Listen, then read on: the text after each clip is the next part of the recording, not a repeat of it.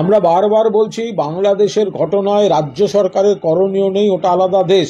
করণীয় কেন্দ্রের, কেন্দ্র করছে না, উল্টে সেই সুযোগে বিজেপি সেই মানুষের আবেগকে নিয়ে, উদ্বেগকে নিয়ে দলীয় রাজনীতিতে কনভার্ট করার খেলা খেলছে। এটা হতে পারে না, এটা নিন্দনীয়।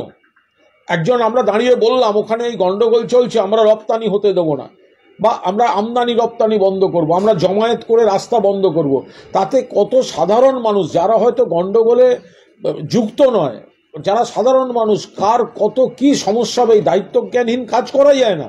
আর যদি আমদানি রপ্তানি বন্ধের কোনো নীতি নিতে হয়, তাহলে শুভেন্দুবাবুরা দিল্লিতে গিয়ে দিল্লির সরকারকে বলুক, বাণিজ্য মন্ত্রীকে বলুক, বিদেশ মন্ত্রীকে বলুক।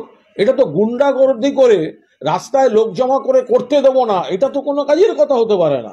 বাংলাদেশে কিছু লোকের বিরুদ্ধে খারাপ কাজ করার অভিযোগ আছে, তার মানে গোটা বাংলাদেশটা খারাপ? এটা কি করে হবে? এটা তো হতে পারে না।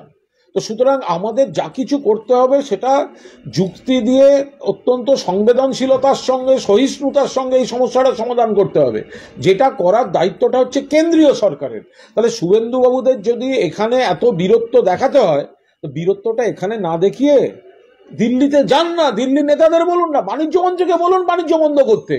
তার জন্য গা জুয়ারি করে রাস্তা আটকাতে হবে কেন? আপনার সরকার, কেন্দ্রে আপনাদের, তো বাণিজ্য মন্ত্রীকে বলুন বাংলাদেশের সঙ্গে রপ্তানি করতে।